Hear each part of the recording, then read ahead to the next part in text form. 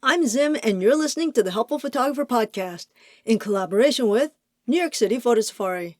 To register for a safari, please visit newyorkcityphotosafari.com. This is the third of a three-part series on macro photography.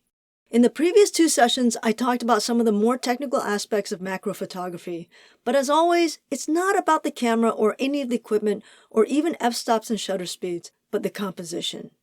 But due to the specialized nature of macro photography, you do need to have some special equipment, and you will need to have a bit of technical knowledge, and I covered that in the first two podcasts. But even if you do have a handle on the technical stuff, you still have to pay attention to your composition, because if you don't, you won't have an image. Although composition is a difficult subject to teach via a podcast, I hope these few tips will help you move the ball a little further down the road. The most common mistake I see when it comes to photographing flowers in particular is clutter. Photographers are simply not getting close enough, and in many ways their photograph is what I call greedy. Rather than concentrating on one flower, they photograph the entire garden. The solution to the problem is really quite easy. Just choose a hero. Yeah, choose one flower to be your main subject and let the rest fade into the background. You can do this by literally featuring one flower, or you can create separation with shallow depth of field. You can feature one flower by making sure that your angle is such that the background will just become a field of color, or just drops into black or white. Although it's often helpful to have a contrasting color, you can certainly have similar or even the same color if that color is mostly smooth with little or no texture. You can also have a highly textured background if your main subject is rather smooth. The key is often contrast. In this case, contrast of texture. But of course, smooth on smooth can create some rather amazing minimalist compositions too.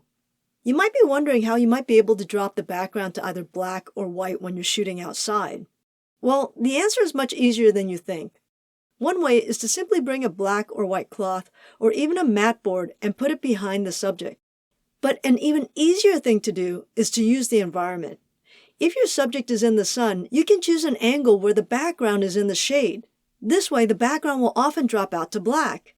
But note that you might have to drop your exposure by 1 or 2 stops. Otherwise, your flower might blow out. You can also amplify this by using a longer lens and compressing the dark background behind the flower. Conversely, you can create a white background by getting on the ground and shooting up the flower into the bright sky. Not only will this produce a white background, but also give you a very different point of view from which to create a composition. Another great trick is to grossly overexpose your image by 2 or even 3 stops. What this does is you're going to get a really nice ethereal feeling out of your image. If none of these options are available, then choose a flower that is suitably far from the others to ensure that the flower will drop out of focus. All of these methods will definitely help you begin to create a hero. But what if you need to show a field of flowers? The fact is that most of the time, even the best gardens can look sparse if you choose the wrong angle. Mostly, if you're shooting down on a bed of flowers, it often seems that there are more leaves than flowers.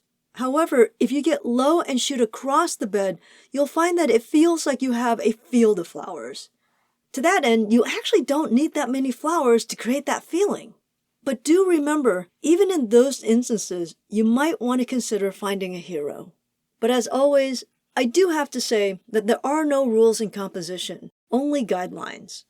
Another key element of composition is lighting. You may have everything positioned properly, but if your lighting is off, you still won't have a great image.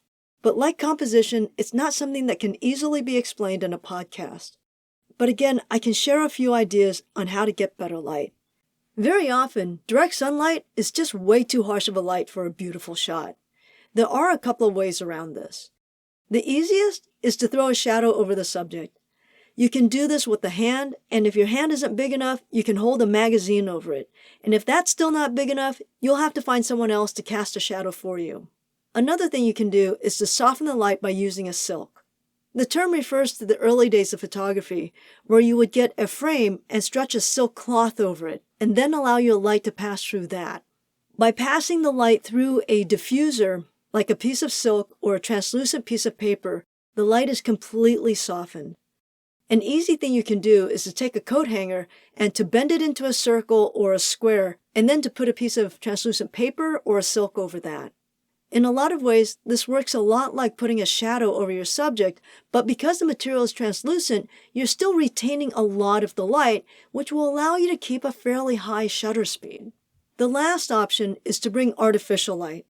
These days, you can buy an LED array that's battery powered, but the problem is you still have to hold it up with something, and if you're using your hand, it gets really awkward. You can also use flash in the form of a pop-up flash or a speed light that's attached to your hot shoe. But the problem with the last two options is that the light is often very harsh and can be as ugly as direct sunlight. But as with direct sunlight, you can diffuse the light by placing something translucent in front of it.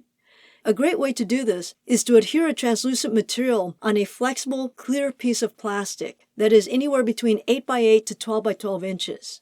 And what you do is you cut a hole the size of your lens towards the bottom of this piece of plastic, and then you slip that over your lens.